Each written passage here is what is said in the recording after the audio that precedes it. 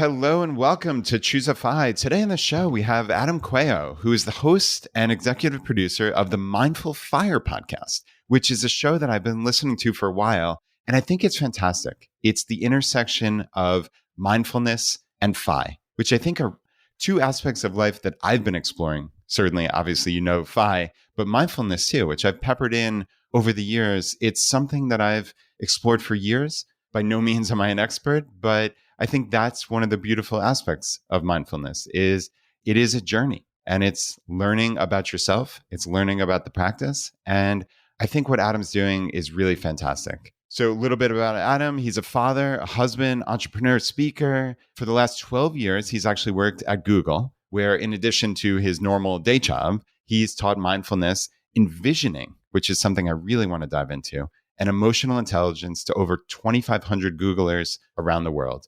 So he's obviously well-versed in this. And I think he's just a member of our community. And I can't wait to dive into this with him. So with that, welcome to Choose FI. You're listening to Choose FI Radio. The blueprint for financial independence lives here.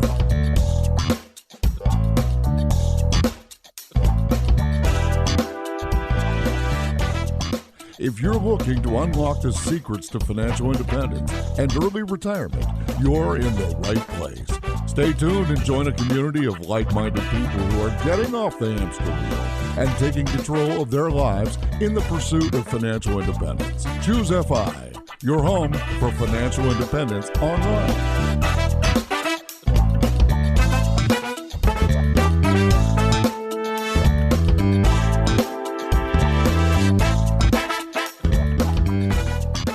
Adam, welcome to Choose FI. I'm so happy to have you here. Thanks so much, Brad. I'm so glad to be here. Yeah, this should be fun. It should be a lot of fun. And we have a ton of topics. I don't know if we're going to be able to cover this all in one episode. You sent me this amazing outline for the podcast, and I'm like, wow, this is remarkable. There's so much I want to dive into. So let's just get into it. So you wrote to me, you said, and we were talking about some topics, but you said, that led me to bring my passion for mindfulness and fire together to create the Mindful Fire podcast, which explores the intersection of mindfulness and Fi and what it means to craft a life you love now on the path to fire. And that last aspect is so important and just piqued my interest. And I'd love to kick it off just throwing it to you and just saying, hey, what does that look like? What is developing and crafting a life you love now on the path to Fi look like to you? Yeah, it's a big question and something that I've been looking into with varying degrees of success for many years. At its essence, what I think living mindfully on the path to Fi, or what I call mindful fire, looks like is crafting the life you love and making work optional using the tools of mindfulness, envisioning, and financial independence. And so mindfulness really is all about creating more awareness and choice in your life. It's about getting to know yourself better and, importantly, figuring out what are the stories that I'm telling myself about my life. Envisioning is all about thinking really big about your life, thinking, what do I want in my life? What's important to me? And what's my big vision for my life? Obviously, that plays into Fi because we're trying to get to this point where working is optional and we can do whatever we want. But what's on the other side of that? I think that's what's often missing in people's Fi plan. And it was certainly missing in mine. And then envisioning is also about using the power of our brain, some aspects of our brain to actually make that vision a reality. And the funny thing about envisioning is whether we're aware of it or not, we're doing it all the time because of these particular aspects of our brain. And financial independence, the third tool, is what you talk about all the time on the podcast, right? It's getting your money situation sorted out so you can make work optional and actually live into that vision that you did in the envisioning step. Interesting. Yeah, and obviously we're quite familiar with the Fi part, but it sounds like this kind of trifecta. Does it start with mindfulness? So I guess let's put ourselves in the shoes of a listener who clearly they understand the tenets of Fi. Okay, and maybe they're just getting started, right? They're making changes, they're taking action to make their life better.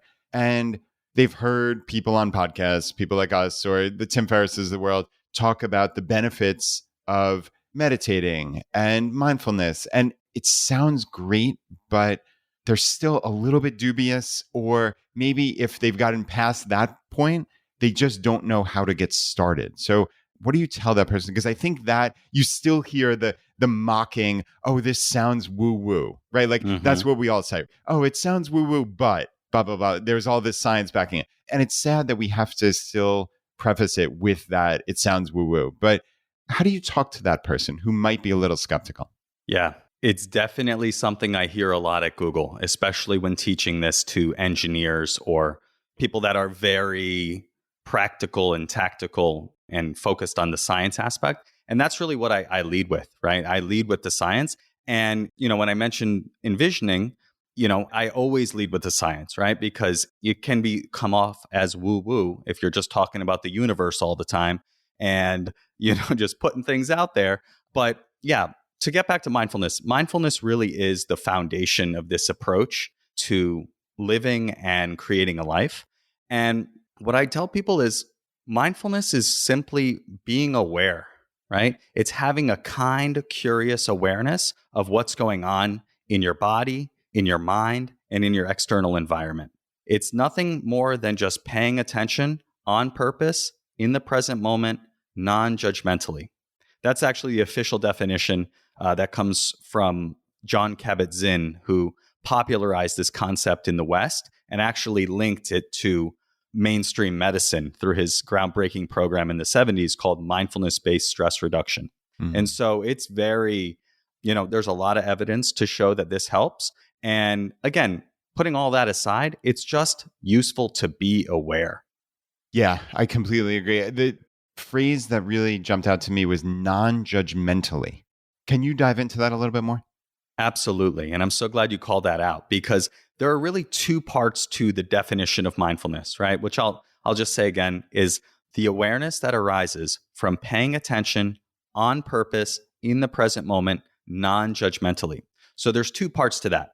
There's the awareness part, paying attention, and then there is non-judgmentally, which I think of as simply with an attitude of openness, kindness, and curiosity towards yourself and whatever is in your experience, right? It's so important. And for the longest time, I've been meditating, I think I'm coming up on 10 years. And I was so focused on the awareness piece. I would be sitting, focusing on my breath. My mind would wander. I'd bring it back. My mind would wander. I'd bring it back. My mind would wander. I'd bring it back. And it was almost like a boot camp style of training. And, there's value in that.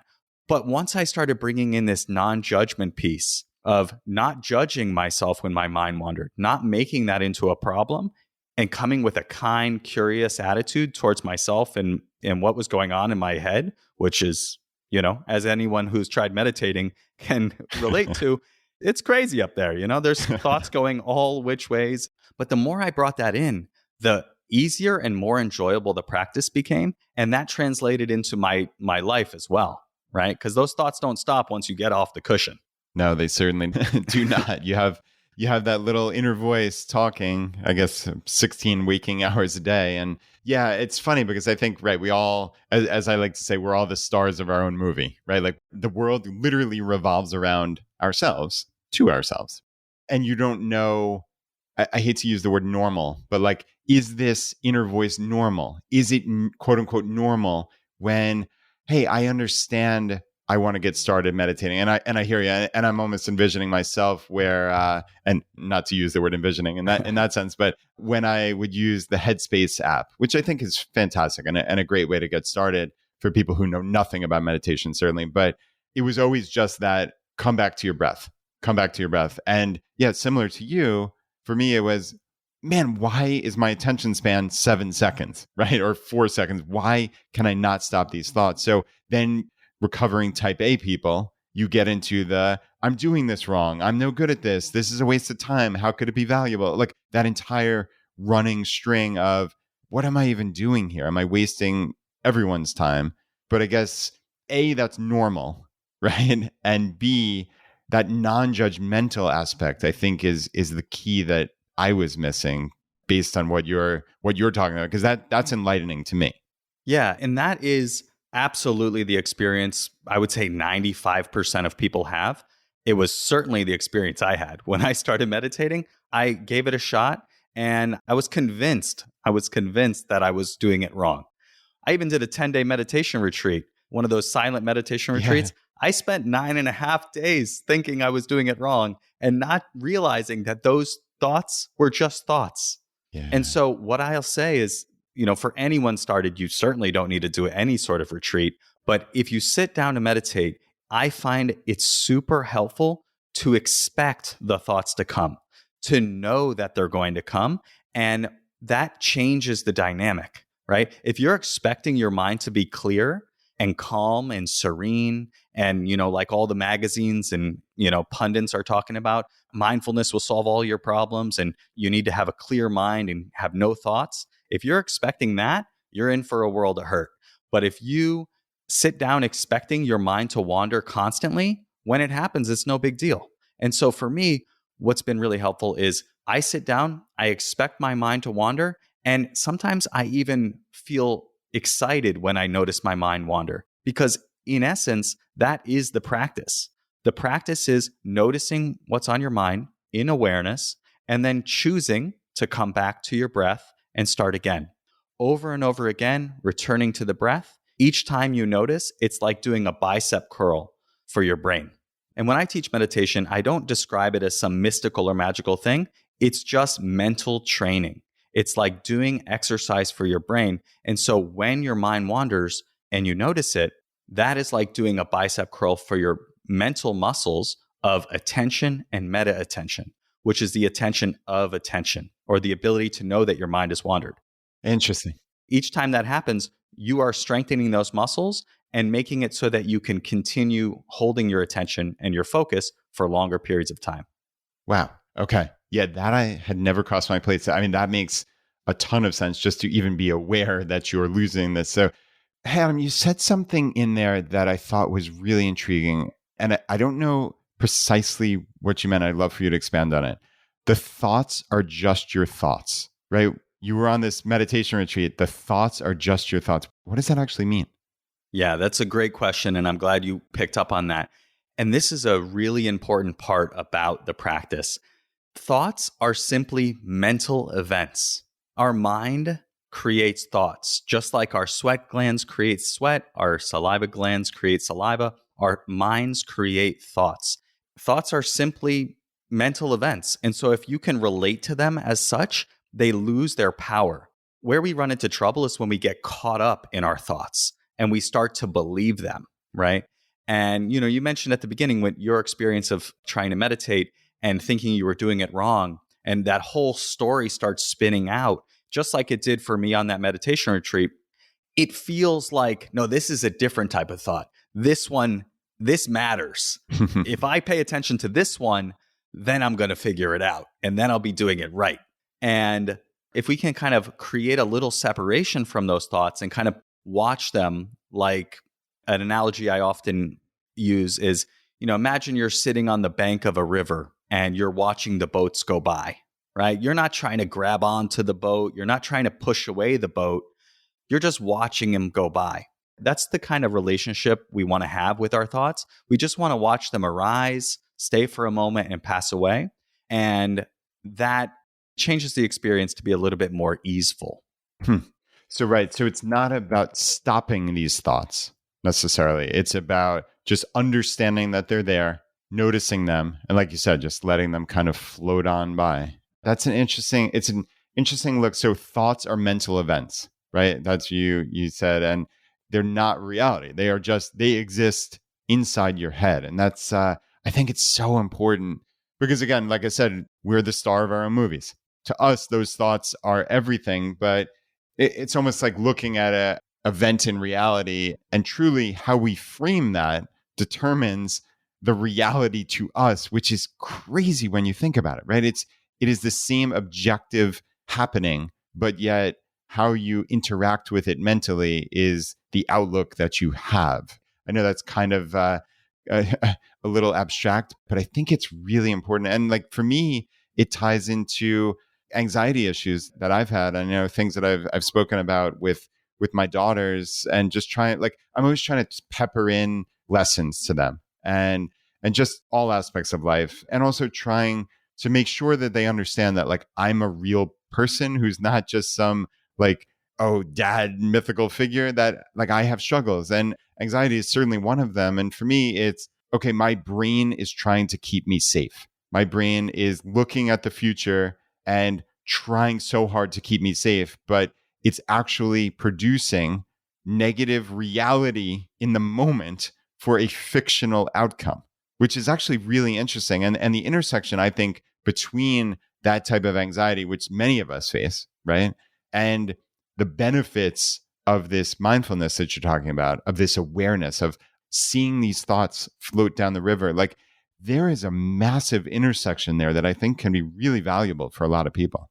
I totally agree. You're absolutely right. There's a huge epidemic of anxiety and depression, especially among teenagers and young people. And so it's really important that, yesterday was Mental Health Awareness Day, right? Like, this is such an important topic. And it is so important to remember that what we pay attention to creates our reality, right? That's essentially what you're saying right there. Our thoughts and what thoughts we pay attention to create our reality. And so if we change the way we relate to them with mindfulness, which is just, again, a kind, curious awareness, oh, there's that thought. Oh, there's that story again. Okay. The thing that has been super helpful for me is one question. When I notice myself being caught up in a story or in a thought that is not particularly positive, as often they are when the inner critic is talking in our head, is this useful? I can simply pause and ask the question, is this useful? If it's not useful, I can just let it go. I can let it float down the river, and it may come up 5 minutes from now, but I can again ask, is this useful? And I can just let it go. And just that little pause and that question takes away the power and reminds me, this isn't the truth. This is just a thought, a mental event happening in my mind. Yeah, no, that's powerful. And Adam, I've always been curious how one would describe, like, the difference between mindfulness and meditation. Is there, like, an actual formal definition, like a difference? How do you look at that? Yeah, it's another good one because the two often get lumped together. The way I describe it is mindfulness is a capacity that we all have to varying degree. We can be aware, and we can be aware with kindness. So it's a capacity that we have and we can strengthen, and we can practice more and more in our moments. Meditation is the actual mental training of our mind and particular faculties of mind.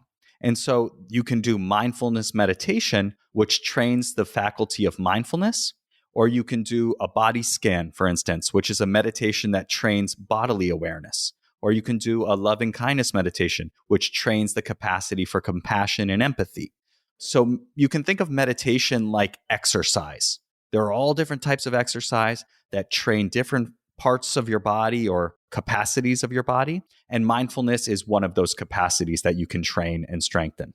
Yeah, I like that. I like that concept of, right, there's all different types of exercises. There's all different types of meditation, I guess, that can train different aspects of mindfulness. Okay, that is a framework that makes sense to me. And there truly are all different types, right? I mean, I've heard of walking meditations, of, right, just being aware of your surroundings. I think about, like, the walks that I take, and almost invariably I have my stupid phone and I'm playing a podcast, and I'm just like, I'm not aware of my surroundings. I'm assuming that can even be, like, I'm looking for the gateway for somebody to get started. Like, could just leaving your phone at home, taking a walk, and just observing, like, is that a potential gateway for mindfulness? Sure. Yeah. It's really just being aware, right? So you can be aware. You can be aware of anything. You can be aware while you're washing the dishes. You can be aware while you're brushing your teeth. You can be aware while you're walking. Certainly mindful walking is a posture of meditation. You just kind of walk and you feel the muscles in your legs. You feel the contact of the floor on your feet. They're all different types, but to get very, to come with some actionable tips, here's what I would suggest. Sit down, close your eyes if you want, and just focus on your breath. Feel as you breathe in, feel as you breathe out, and just observe. What does it feel like to breathe? Then, of course, your mind will wander. Notice that with kindness. Oh, my mind has wandered. I'm thinking about what I'm going to have for lunch or whatever it is. Notice it with kindness. Gently bring your attention back. Start again. And just repeat that process. Set a timer for 2 minutes. And that is all you need, right? The things that, I know you guys had James Clear on the podcast. His book, Atomic Habits, is fantastic. And he has a couple of tips. Start small and build from there. Meditation or mindfulness are not one of those things that you need to go big on to get benefit. You can literally start with 2 minutes and do it every day, and it will change your life. And then from there, once you start to feel the flow of it, you can start to expand. Yeah, that's great. And it's funny because as you said the 2 minutes, I immediately thought of James Clear. So it's incredible that you brought him up right after, because when you're trying to create habits just in life, just making it easy, making it obvious, making it small. These are tactics that can really help. He talks about going to the gym and just like physically showing up at the gym that first day, not even doing anything, turning around and leaving, just to start ingraining the habits. And I mean, that's kind of a little kooky one, I think. But this 2 minutes of just being aware of your breath. And it's funny, Adam, because even as you were going through it, my kind of, again, recovering type A brain is like, oh, he breathed out through his mouth. Should I be doing this in through my nose, out through my nose? Like, and I'm saying that kind of jokingly, kind of not. But the beautiful part is it's just about the awareness, right? So maybe that could have been part of my awareness as I was doing it, that, oh, interesting. I naturally breathe in through my nose and out through my mouth. Or, oh, it's uncomfortable when I do it that way, or whatever. So it's not about getting this right. There's no right. There's no winning at this. It is just about the awareness. And that is so critical. Exactly. And you have the awareness that your mind went to that thought. Your mind went to the thought of, okay, he was breathing through his mouth. That's the right way to do it, right? So that's awareness too. And the James Clear stuff makes a ton of sense. I've recently started going to the gym because my son started up at school again. So I'm just getting in the gym. I'm walking in that door every day after I drop him off. On most of the days that I can, I'm going through that door, and that's what I'm trying to do. So that brings up another point that James Clear talks about, which is tie it to an existing habit, right? Start small, tie it to an existing habit. So when you put your feet on the floor as you get out of the bed, or after you brush your teeth, or if you do go to the gym or work out, after your workout, just take a minute or two to breathe in, breathe out, and know you're breathing in and breathing out. And then the other things we talked about before, expect your mind to wander. It's going to happen. And just bring that kind, curious awareness, and you're good to go. Yeah, I like that. So I think clearly for me, this sounds like just the easiest gateway possible is just lay in your bed and breathe for a few minutes, set that timer, whatever it may be. Or like you said, do it after you exercise or some such. But are there maybe more like slightly structured ways that you would recommend? And I hate the word recommend, but are there gateways to get into meditation? I mentioned the Headspace app. There's an app called Calm, which is another. Those are probably, at least to my knowledge, the two biggest and most popular of the apps. And they have simple, like maybe like a 10-day, 10 minutes a day thing, which was always like the on-ramp that I used, but that was years ago. I'm curious if that's where you would suggest somebody start, or if you have maybe some better options. Yeah, those are great options. They're a great onboarding experience. The issue I have with those, especially for people in the FI spaces, they cost money, right? They're free to start, but if you want to go further, it costs some money. There's another great app called Insight Timer. I kind of think of it as like the YouTube of meditation. Certainly YouTube has plenty of meditations as well, but Insight Timer is great because that's what I use. I just set a timer. I have a bell go off every minute. So even if my mind's wandering the whole minute, I have that bell as a reminder to come back.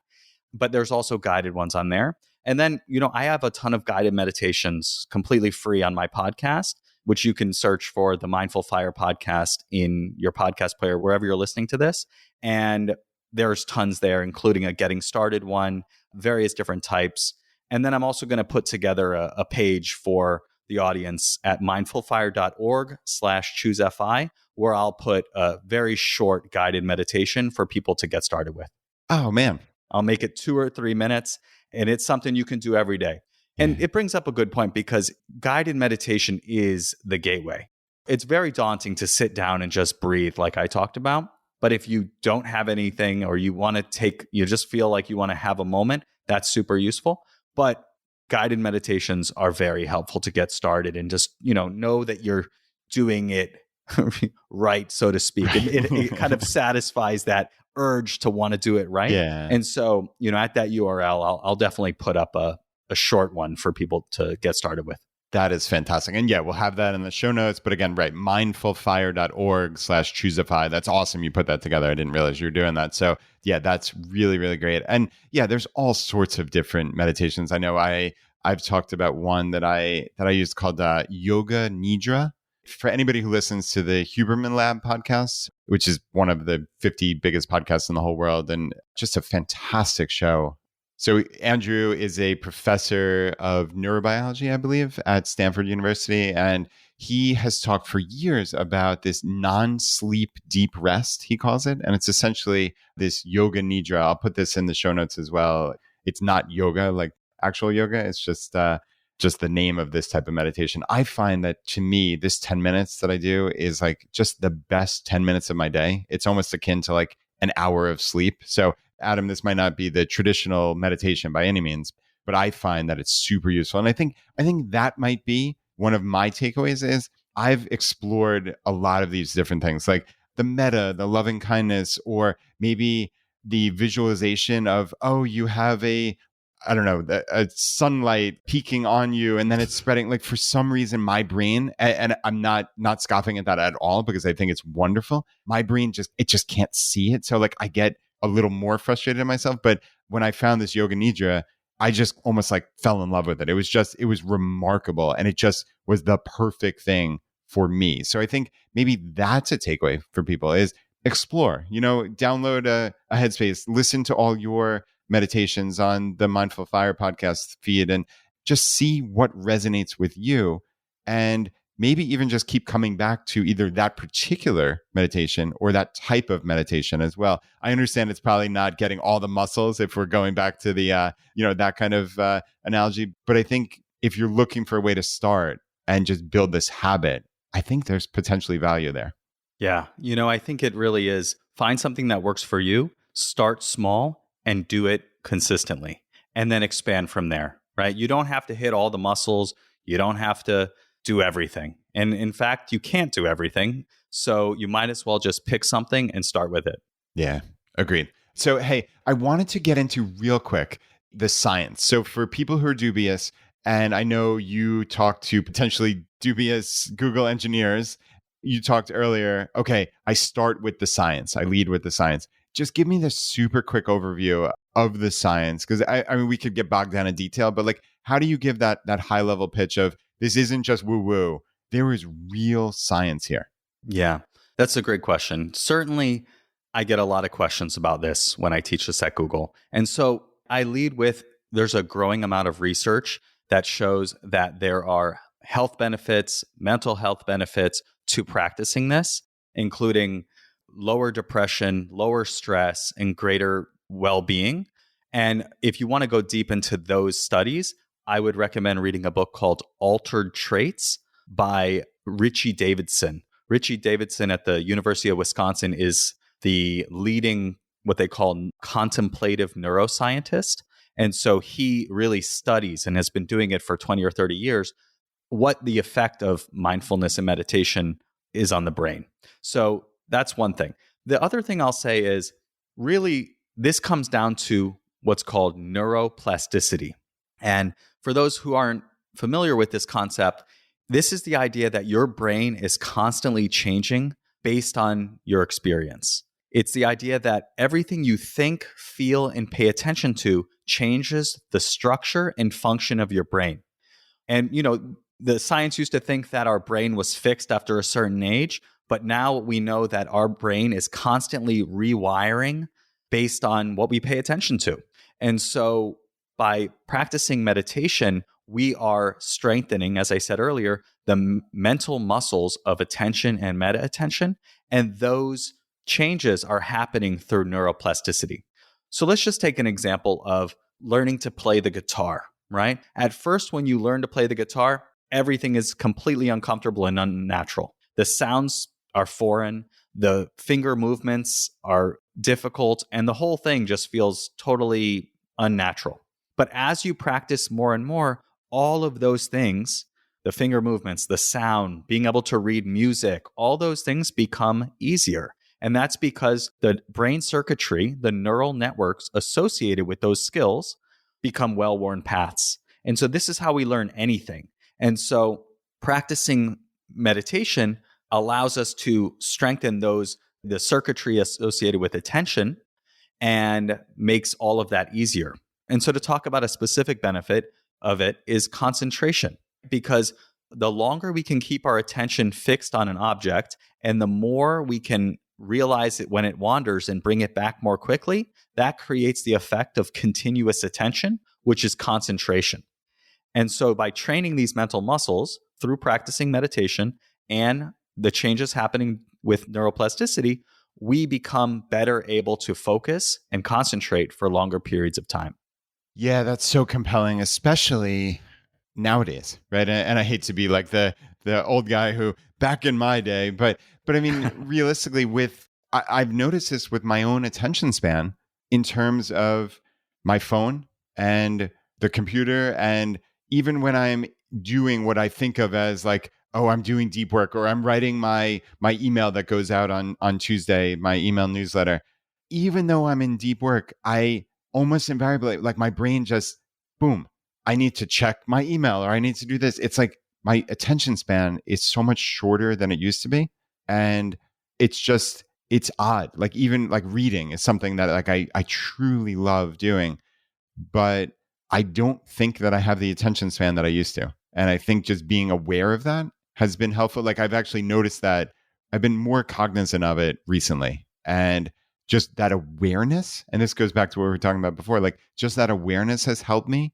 And then there are ways to potentially, let's say, because I'm aware of it, I'm closing down tabs on my browser because, again, almost like a James Clear thing, it's easy when you make it more difficult to do the wrong habit, in essence. Well, then it happens much less often, right? Like when you make it more difficult. So just that awareness, but I think that's not the end game necessarily. It's, okay, how can I practice this attention? And I love that is a huge value. And I think just kind of final word for me, and I'm curious if you have any examples of organizations. I think what I usually do in life is I look for sources of information that I trust. And when I see multiple corroborating sources in completely varying and disparate fields, then it means something to me. And I think there's precedent for the armed forces and Navy SEALs and professional sports and just all sorts of people operating at a high level, but in completely different fields, starting to move more towards mindfulness and meditation. I'm curious if you have any examples just off the top of your head. Certainly, Brad. There are many organizations, sports teams, and individuals using mindfulness to operate at a higher level of performance. And the researcher that comes to mind is a researcher at the University of Miami named Amishi Jha, and she studies attention. She recently wrote a book called Peak Mind, and this is about her experience teaching this in the armed forces to help high-level military teams work better together, have higher performance, and lower stress, because obviously they're in a very stressful situation. So she likes to do this work at kind of the cutting edge and high stress environments. Yeah, that's cool. And obviously, not to mention organizations like Google are doing this, right? Because the person I'm talking to is training thousands of Googlers all across the world. I know there's a guy named Mark Devine, who's a former Navy SEAL, who has a website I haven't gone to in years, so to be fair, but called SEAL Fit. And he does all different types of meditation and different types of breathing, which is interesting. Like, I think there's a large intersection here. And I think that's what I'm trying to get across is like, there's no one right answer. This is a practice of just being more mindful and aware. And if that means box breathing like the Navy SEALs do, if it means using, I have an app that I was testing called Othership, which is based on, there are hundreds of different types of breathing, I guess meditations we'll call them. And some of them land for me and some of them just don't. And like that is what I'm doing here at this point in my journey, Adam, is I'm exploring. And I find that fun and it's interesting, but then I keep coming back to when I find the ones that I really like and I know, oh, that one, when I have 5 minutes, I listen to that 1 5-minute breathing on Othership and it's just wonderful. And it just calms me down and it gets me from maybe fight or flight into a parasympathetic state. And I just feel good. Anyway, I want to kind of transition into the aspect that is fascinating to me that I've really never heard anyone use this term so overtly as you did, which is envisioning. So that's clearly like one of the major tenets of what you're talking about in terms of this intersection, right, of phi, of mindfulness, and of envisioning. And you said to me that it's not magic here. It's taking advantage of the predictive nature of our brain. And I've talked about this a lot, like the reticular activating system, which is when basically like you go out and buy a car. You know, I'm making this up. I just bought a red Kia. And then all of a sudden you see dozens or hundreds of red Kias that you've never noticed before, right? Like your brain is finding these things and that predictive nature of our brain. And finally, just another quote you used here, which was, on the other hand, when I told myself the world is abundant with opportunity, I started seeing opportunity everywhere. And that is super powerful. And I think it just kind of highlights both of these things, or maybe all three that I brought up, highlights how powerful our brains truly can be. And I would love for you to dive into this envisioning. Yeah, envisioning has been a growing area of interest for me over the last several years because it is just amazing how powerful our brains truly are. So I mentioned earlier that we are envisioning all the time, whether we're aware of it or not. And that's because what we pay attention to creates our reality, right? And so let's just talk for a moment about the aspects of our brain that are making this happen, and then get into like how we can use that for good or bad. So we already talked about the first aspect, which is neuroplasticity, the idea that what we pay attention to changes the structure and function of our brain. The second aspect of our brain that I want you to know about is the fact that our brains are predictive in nature. A researcher named Regina Pali at the University of California, Riverside published an article called The Predicting Brain. And in it, she wrote that even before events happen, our brain makes a prediction of what is most likely to happen and sets in motion the thoughts, perceptions, emotions, and even physiological responses for what is expected. She goes on to say, in a sense, we learn from the past what to predict for the future, and then we live the future we expect. And so the way I think about this is we're telling ourselves stories about how our life is going to be, and then we're acting out those stories. You gave a perfect example of the car, right? Getting a new car and suddenly that car is everywhere. I use that analogy all the time. Another one is my wife was recently pregnant. We just had our second baby. Yeah, congrats. Thank you. Yeah. And guess what? Pregnant women were everywhere. You know, it's like, where'd all these pregnant women come from, right? Like, turns out I was just more ready to see them because that was my experience. And so when you put these things together, the neuroplasticity and the predicting brain, our predicting brain is using our previous experience, which is all encoded in the neuroplasticity, to predict what's going to happen in the future. And here's the thing. I said, we're doing this all the time, whether we're aware of it or not. And unfortunately for me, I actually envisioned myself right out of my dream job and came within 30 days of getting fired from Google as a result. And so we're doing it whether we're aware of it or not. But when we bring mindfulness into the picture, we can become aware of the stories that we're telling ourselves and ask, is this useful? If it's not useful, we can choose a new story and practice that story, which will then create the neuroplasticity of that story and start predicting what we want to see rather than just the unconscious stories that we're telling ourselves all the time. And that's how we bring this into the mindful fire approach, where we think really big about our life, we get clear on the vision we want, and we start to practice that vision. So we start to predict and see those experiences and things associated with that vision in our day-to-day experience. Okay, this is super deep, and I think we definitely need to dive more into this. So obviously the intersection of this envisioning and phi, but I cannot let it go by that you envision yourself right out of it, nearly envision yourself right out of a dream job. Obviously, we're talking about predictive nature. So I kind of see the punchline here, but clearly we're also talking about the potential value of envisioning. So, okay, there's no other way to say it other than what the heck happened? Yeah, it's a good question. Yeah. I got very close. Yeah, it sounds like it. So what happened was I was a few years into working at my dream job at my dream company, right? I'm working for Google. I'm living in California. I'm eating the free lunch. I'm loving it. It's the ping pong tables. Come on. I'm playing the ping pong, the whole thing. And that's great.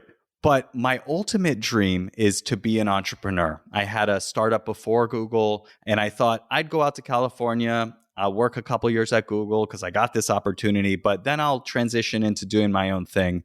And so that was always in the back of my mind. And so while there was a lot about my job that I loved, there was this feeling in the back of my mind that there's got to be more, right? And I call this the if only mindset. If only I could be an entrepreneur. If only I could start my own company. If only I reach financial independence. If only I retire early, then everything will be fine and I'll be happy. And I found through practicing mindfulness and looking at my, the story in my head, I noticed that story over and over again. I still notice it. And I think a lot of people in the phi community are feeling that. If only I get to phi, then everything will be great. And the reality is we need to turn inward and really get to know ourselves. It's not out there, right? Every time I got to that thing, there was just another thing. Every time I got to that if only, there was always something else. And a big lesson I've had this year is realizing that everything I say I want or need to be happy, I already have if I'm willing to look and pay attention in a slightly different way. Or if I don't have it, I can pretty easily get it by going and getting it, right? And so it's not out there, it's in here. And that's what I'm trying to come back to again and again in my life. Yeah, so it's not out there, it's in here. Man, that in and of itself, that's worth the price of admission for the podcast today, I think, right? That's incredible. And it strikes me that I think people in the phi community are trying to think about this. And I think maybe we can be a little bit more overt about, especially like everything I need to be happy, I already have. And it reminds me, though it's not a direct one-to-one analog, but like Scott and Taylor Rickens from the Playing with Fire documentary. And we just had them on just a couple months ago. And the thing that Scott did when he was trying to get Taylor on board in terms of pursuing a path to phi was, what are the things that make you happy on a day-to-day, week-to-week basis, basically? And it was interesting that like you said, everything I need to be happy, I already have. And obviously you're talking mostly internally, right? But she was talking, and they ultimately realized it was all the little things. It wasn't things that cost money, that would make you appear rich to your friends and family or anything like that. It wasn't outward signs. It was spending time with family and friends. It was playing board games. It was drinking a glass of wine, which was kind of superfluous, but like drinking a glass of wine with my husband or my spouse and spending time together, or seeing my daughter smile. Like, not only does it not have to be big things, but it very rarely is a big thing or a set of big things that makes you happy. I think an exercise like that is really, really valuable. Again, I know that's not directly what you're talking about, but I think an exercise like that is super valuable. And maybe in conjunction with it's not out there, it's in here, as like a second exercise potentially. I'd be curious your thoughts on that. No, I totally agree.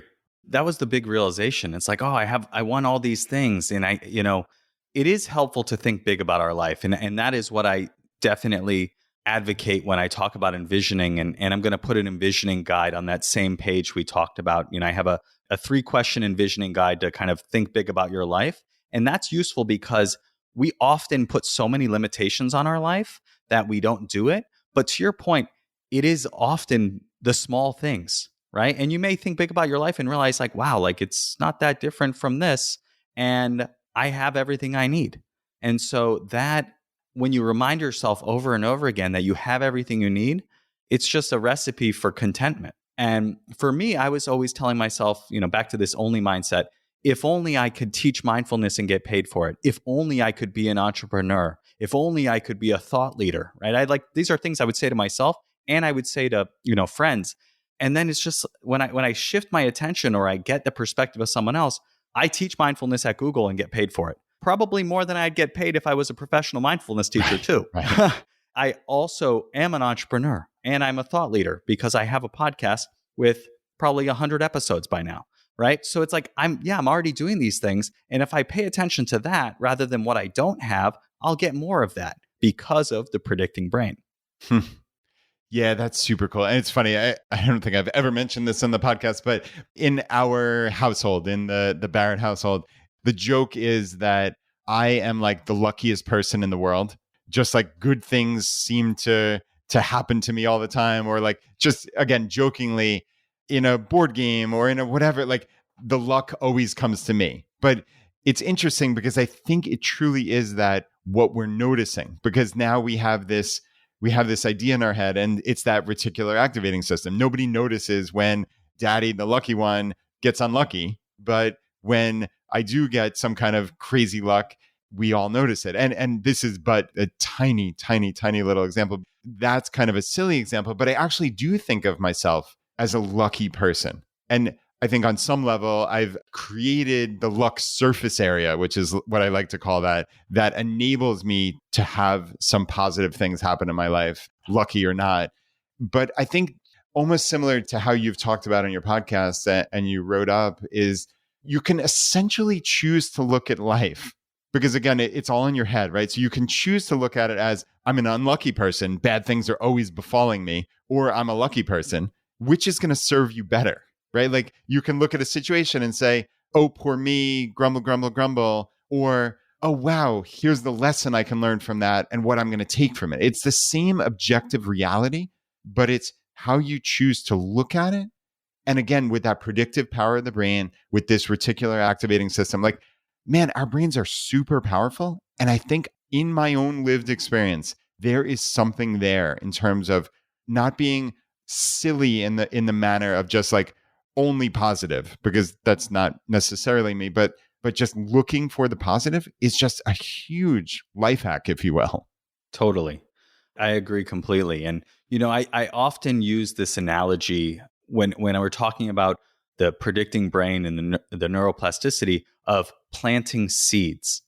And, each time we think a thought, it's like we're planting or watering a seed, and we can choose the seeds we plant, right? We have some that we're just watering out of habit because we're unaware. Mindfulness allows us to see the seeds that we're planting and choose different ones.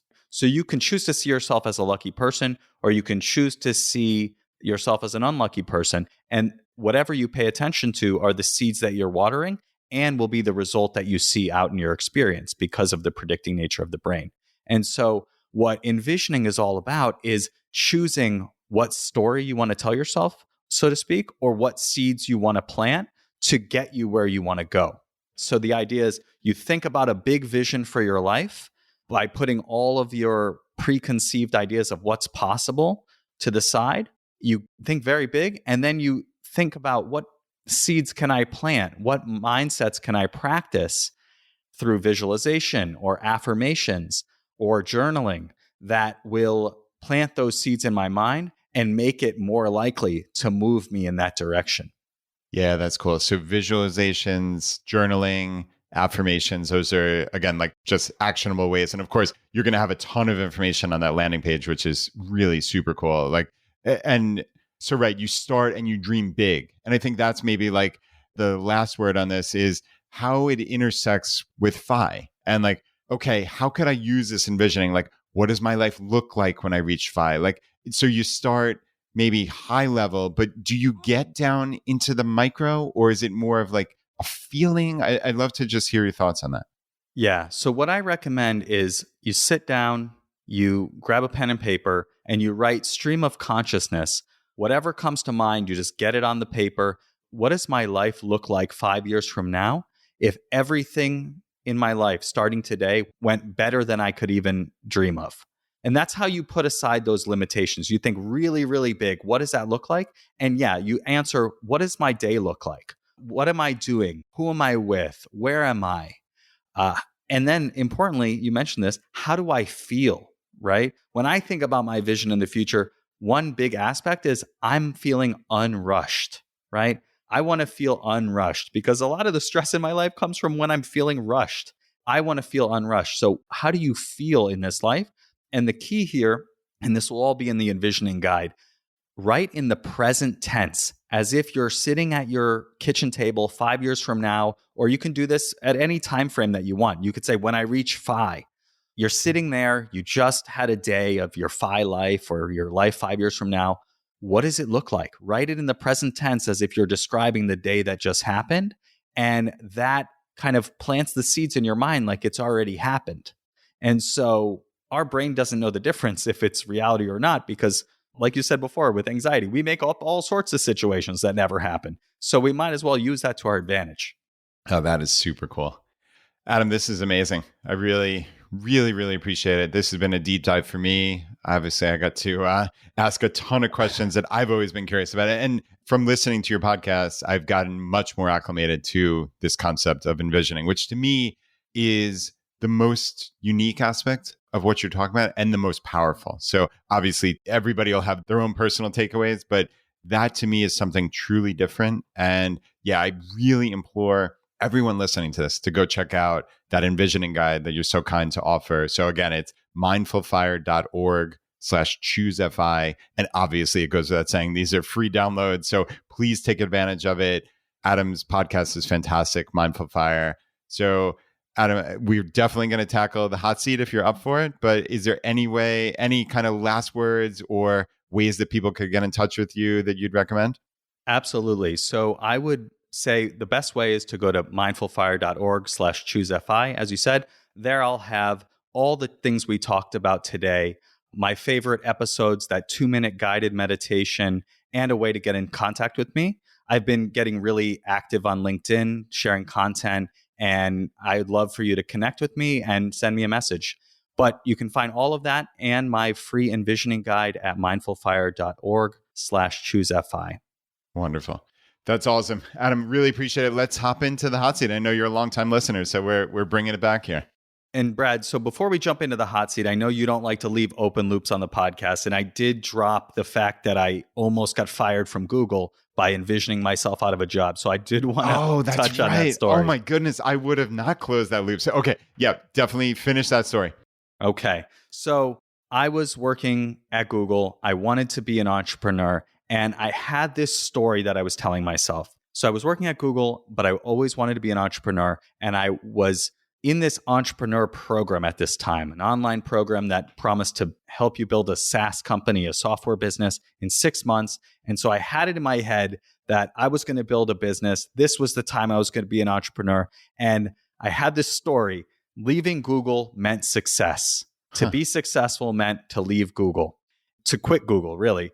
And I took it a step further and I said, if I get promoted at Google again, that means I have failed. Obviously, there's are quite ridiculous things to tell myself. And in hindsight, I realized that.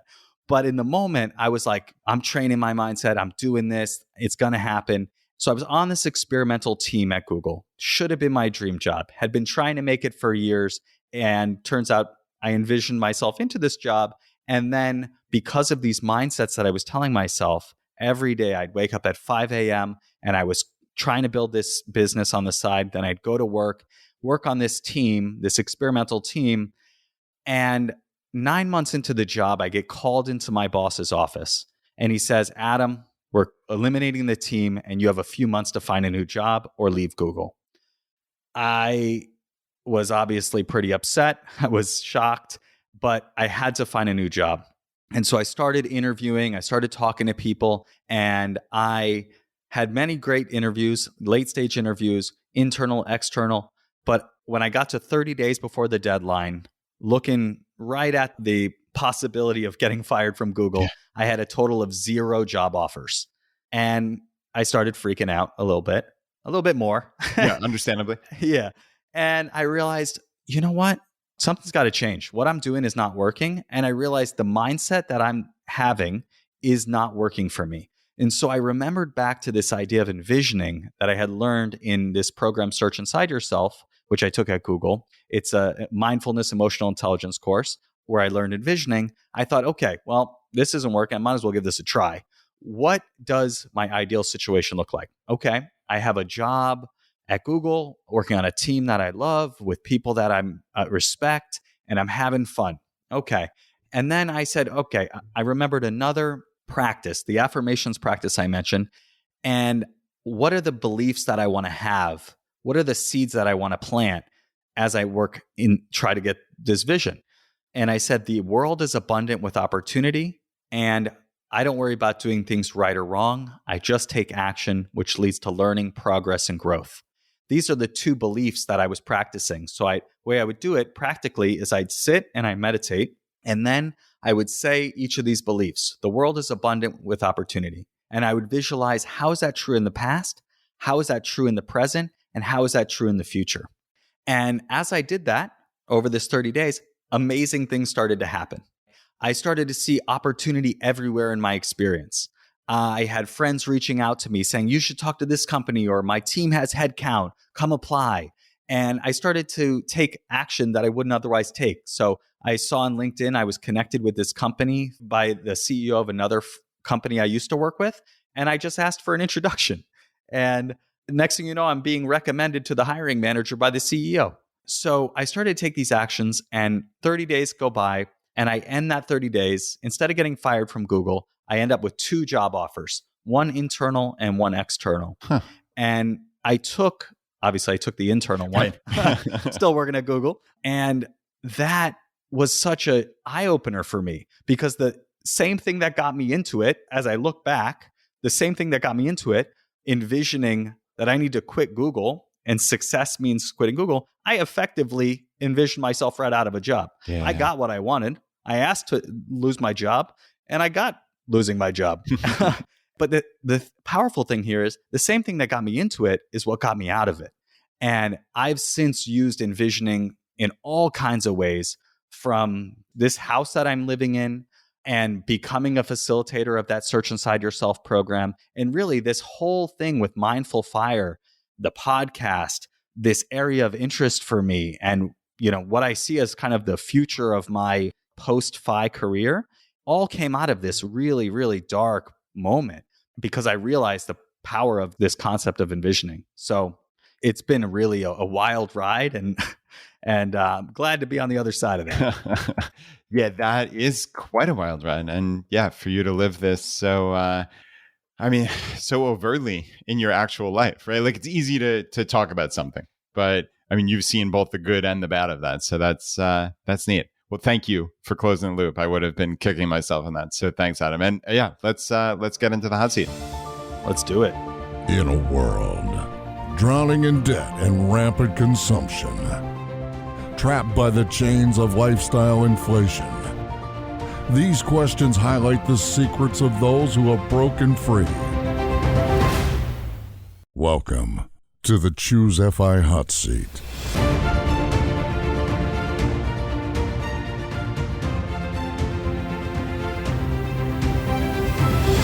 All right, Adam, question number 1. So previously, I would say your favorite podcast, blog, or book. And I feel like that was a little too much pressure. So you could take it that way if you want, or maybe something new, a podcast, blog, book, whatever article that you've enjoyed recently that you think the audience would get value from. So a podcast I've really been loving recently is All the Hacks. I know you're friends with Chris Hutchins, and it's funny that he now has a podcast where he shares all this stuff, because I remember a long time ago he was on your podcast and he shared this idea about how he created a fake Peloton. I don't know if you remember that. I do. But I actually did it. I actually did the fake Peloton and I call it the Fellaton. And it's been great. It's a fraction of the price, but his podcast has been really, really fantastic. Every episode is packed with amazing guests sharing really actionable things that improve your life in all facets of life. So it's been a really good one. Yeah, that is awesome. Great recommendation. Yeah, Chris is a good buddy of mine, and that's unquestionably one of my favorite shows. So yeah, really, really good one. And a book that's been mentioned a few times recently on your podcast, Die with Zero. That has been a big one as well. The whole reframing of, it's again, talking about mindful fire, right? It's not about waiting till FI to live your life. As you always say, Brad, there's so many benefits on the path to financial independence just by getting started. And that's really what that book is all about. It's about taking those benefits now, obviously planning for the future, but also taking them now. And one thing that he says in there, you're not going to be able to do everything at every age, right? So if you want to go hike the Inca Trail in Machu Picchu, don't wait till you're 75 years old because you're not going to be able to do it. You got to do that now. And the same thing goes for, like you said before, Brad, the little things with family. And I know that you're a big fan of the Tail End article about how we spend 90% of our time with our parents before we turn 18. Yeah. The same goes with our kids. We need to make those memories now because that's what we're going to have later on. We're not going to be able to get those things back no matter how much money we have or how much free time we have. So that book, Die with Zero, I feel like I need to listen to that one once a year to remind me. Yeah, I hear you. And it's funny. There are these like little numbers that just stick in my head, like as just really important ones, just in all aspects of life. And so it's like the most obvious one is the $100 per month, right? So we always say, if you can cut $100 per month of recurring expenses from your life, that is $30,000 less you need in your FI number. So the math works really simply. That's $1,200 a year times 25 is $30,000. So when people say, oh, little things don't matter, they certainly matter, right? So $30,000. And then from the tail end is essentially for us as parents, every year of our child's life from 0 to 18 is essentially 5% of all the time we will ever spend with them, right? So that gets you very quickly to that 90%. So, I mean, that is really sobering on the one hand, and you can look at it negatively. But again, what have we been talking about this entire time? It's reframing that to how can I best use this time and not waste it, right? And I think about that sometimes when my daughter, Anna, I like to go to sleep pretty early and she's already a night owl and she's a teenager and she wants to talk to me at 9:00. She would love for me to sit there with her for 2 hours. And I'm like just physically falling asleep sometimes. And I actually, in the moment, and this is where awareness is so important, is in the moment, I've actually said to myself, because of articles and books like you just mentioned, I'm going to look back on this even 5 years from now when she's in college. And I would give anything for her to be sitting on that couch with me, just wanting to talk. Anything. And I know, Adam, that's 5 years from now. That's not that far, right? So it's not even like I'm envisioning my 80-year-old self wishing that Anna was still sitting on the couch with me. It's now. And that actually changes my behavior in the moment. And I think that's a super powerful version of that, Yeah, it's really amazing. It's really amazing. And I've had like a recent experience where I've been reading books to my son, and it's kind of like a good check for me because I'll be reading the words, but I'm thinking about something completely different, right? So it's an opportunity for me to say, oh, wait, my mind is not here. Let me bring it back and let me truly be here because, he's not going to want to read books with me forever, right? So it really is a choice. And that's, again, this whole approach to mindful fire is awareness and choice.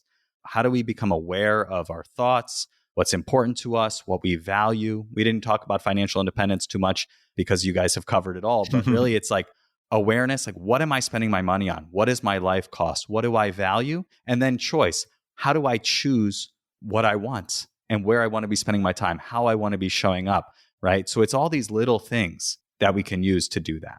Yeah, agreed. All right, Adam, question number 2, an inflection point in your life that was especially memorable or meaningful. And we might have already talked about it with the envisioning in and out of a job, but I'd love to hear your answer. Yeah. It was absolutely that moment where I envisioned myself out of a job and used envisioning to survive that into another job.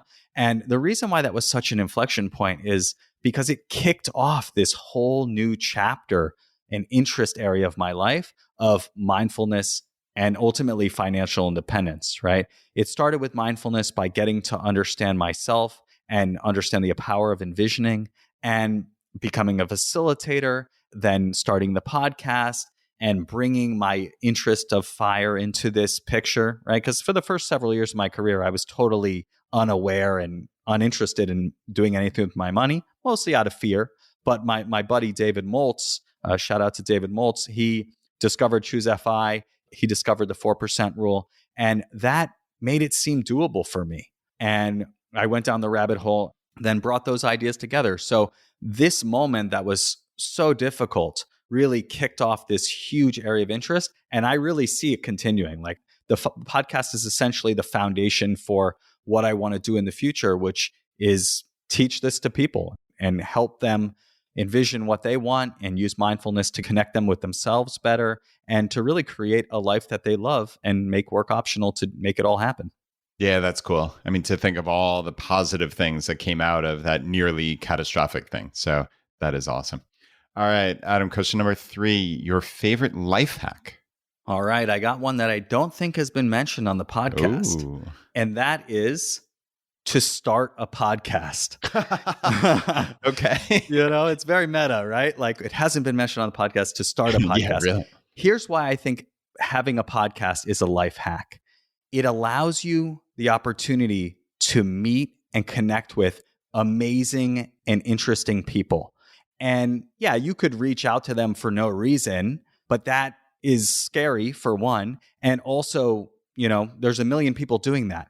But the interesting thing is I've found, and you may have seen something similar, like 95% of the people I invite to a podcast say yes. Yeah. Even if no one's listening to my podcast, right? When I had no listeners, people would still say yes. And so having a podcast gives you a reason to reach out to people that gives them something in return. And then they'll say yes. They come on your podcast. You have an opportunity to ask them whatever you want for an hour or so and become friends with them. Build a connection, build a relationship, learn from them. And, these are people sometimes that you'd have to pay $10,000 to go to one of their workshops or something like that. And they're coming on your podcast and you have their undivided attention. So it's been amazing to figure that out and to see just how many new friends I make just through this whole podcasting thing. Wow, that is really cool. Yeah, I never would have thought about it like that, like in my own life. But yeah, when you lay it out, when you lay the case out like that, it's pretty clear. Actually, another member of our community who I've known for a bunch of years, he's, I think he's the head of our Bay Area, or used to be the Stanford Choose FI group, or financial independence group or whatnot. But his name is Justin. He has a podcast called Alchemize Life, which is actually really good. I'm going to be on that. Well, actually, by the time this airs, I will have already been on that. And actually, that was a really good, multi-hour episode. And he actually said something very similar. He had the very famous podcaster Jordan Harbinger on his show. And he was laying out the exact same case, more or less saying between the lines, there's no world where I would just be able to call you up and be able to pick your brain about podcasting for an hour. You'd charge me $100,000, but I invite you on my podcast and you come on. And I mean, people don't ask how many downloads do you have or any of that.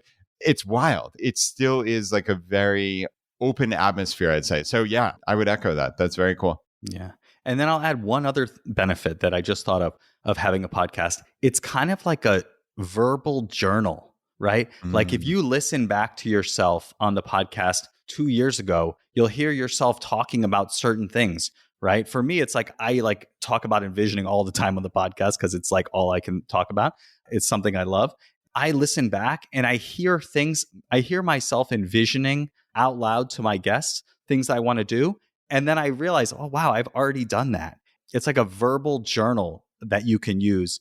And I actually did one with my dad as well. Oh, I did an episode with my dad. That's another thing I would highly recommend doing. Whether you have a public podcast or not, record a conversation with your parents and ask them about their childhood. Ask them their hopes and their dreams, their lessons of life, and just record it because you'll have that forever.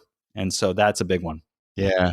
No, that's neat. And I think for a lot of these, podcasts or blogs or whatever, you're not doing it for the money. You're not doing it for fame. I mean, the 999 out of 1,000 are essentially never going to be read or listened to by more than a handful of people. So, to do it for that reason is silly. But as you're highlighting, there are all of these just amazing, amazing ancillary benefits. I hate to even call it ancillary because it's not. I mean, just the sheer fact of it being a journal or being an audio journal, that in and of itself is maybe reason to do it. And it costs virtually nothing to put together a podcast or a blog. So yeah, that's really cool. I never would have thought about it that overtly, but I like that.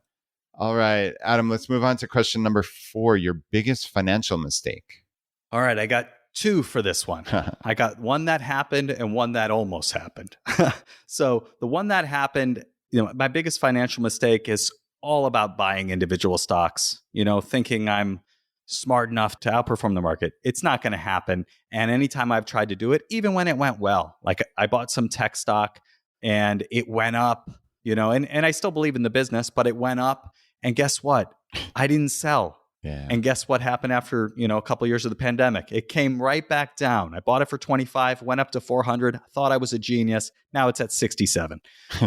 So that's the problem with buying individual stocks. You got to be right twice. Yeah. You got to be right when you buy and you got to be right when you sell. So that's the biggest one that actually happened. The other one is when in the middle of this job search, when I envisioned myself out of a job, I started my side hustle in there. And I had an amazing day where I was talking to this potential client and I got him to agree to pay me $10,000 up front.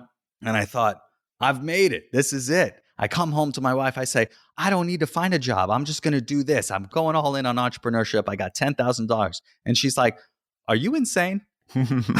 You can't live in San Francisco for $10,000, And I was like, she's right. I mean, I didn't appreciate it so much in the moment, but looking back, that decision for her to say, do that on the side. It's fine. Do it on the side. Find a job. Stay at Google.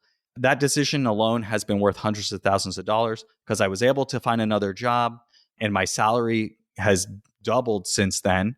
And also I was able to build a 6-figure side hustle, which, might have been a whole different experience if it was what I was relying on to put food on the table. Yeah. So glad that one didn't happen and very grateful to my very wise wife for talking some sense into me. Yeah, that's some wisdom indeed. Wow, very cool. All right, let's. I want to pepper in one of my kind of new questions here. So I'm not sure if you and your wife use credit card rewards points for travel rewards, but if you do you have any success that you would like to highlight? And if you don't, talk about like a goal travel destination, like what's on your bucket list? Yeah, we definitely use credit card rewards. I would say not as effectively as we could or as your guests and you have talked about, but, definitely try to take advantage of it and, have had several trips to Europe. We did a trip to Portugal and Barcelona one year. We did another trip to Croatia and Italy another year. Sounds like you're doing okay, Adam. Let's be clear here. Pretty much the flights were covered. Nice. The, Airbnb was generally what we did in those situations. So we're doing okay. Dream destination that's been on my mind recently is I want to go on a safari. I've always wanted to go on a safari and I don't know much more than that. I don't have any plans. I have a 3-year-old and a 2-month-old. It's probably not in the near future, but I would love to put that out there and make that happen sooner rather than later. Nice. Sounds like a plan. That's very cool. All right, let's go with what we used to call our bonus question. So this will be the last one. What purchase have you made in, the last year or so that has added the most value to your life? What purchase have I made? Or just anything, any kind of splurge or just anything you've bought. I think, unfortunately, in the FI community, sometimes, and we've done everything we can to dispel this myth, but we think about cutting and taking things out. But sometimes adding something in or doing something unexpected with your money has just added a ton of value. Yeah. When you say the word splurge, I'd say like this house that I bought, I was coming from San Francisco where you buy a $1.5 million shack Yeah. Right. So I had no perception of what a house would actually cost. And so when I moved over here to New Jersey during the pandemic, we stayed with my in-laws for a few months. We started looking at houses, and I just happened to come into this house. I'll save you the long envisioning story, but I did envision this house as well. It's always been my dream to design and build my own house. And this room that we're in, which is our sunroom with the peaked roof and the windows and the deck outside, is exactly what I envisioned for this house. And I have drawings to show that when I thought about this. And to be clear, you did not build this. You purchased this. I didn't even need to build it. I looked at like 10 houses, and I walked into this house 10 days after I started looking for houses. Somehow it was on the market for 90 days at that point, and we were able to buy it. And, I call it a splurge because it was more than I was hoping to spend. But that's because what I was hoping to spend was completely arbitrary. I had no idea I had no conception of what things cost. And so having this home, I spent so much time in this room. I walked into this room and knew right away, this is the house for us. And, we have a beautiful backyard, and we play with my son outside. It's just been totally wonderful. And it's 15 minutes from the beach where we go all the time. So it's just been such a wonderful blessing for us, and crazy that I envisioned it. Yeah, that is wild. And yeah, what a perfect answer to what has brought the most value to your life. That's brilliant. Adam, thank you so much for being on the podcast. Really, really appreciate it. Absolutely a pleasure. And, I know, Brad, you always say that none of this matters if we don't take action, right? So we talked about a lot today. We talked about mindfulness. We talked about meditation. We talked about envisioning, obviously all within the lens of financial independence. Don't just let this be another podcast that you listen to and forget about. I invite you to take one moment after you listen to this, before you jump into whatever you're going to do or your next podcast. Think about, what's one thing I want to do? Maybe it's meditating for 2 minutes. Maybe it's envisioning your big dream life. And I invite you to go to mindfulfire.org/choosefi, where I'll have the full list of things we discussed, all the practices and the tools, and my short guided meditation and my envisioning guide. And just pick something and get started with it to improve your life and start living that dream life right now. Damn, no better way to end than that. Adam, thank you again. My pleasure. Thank you.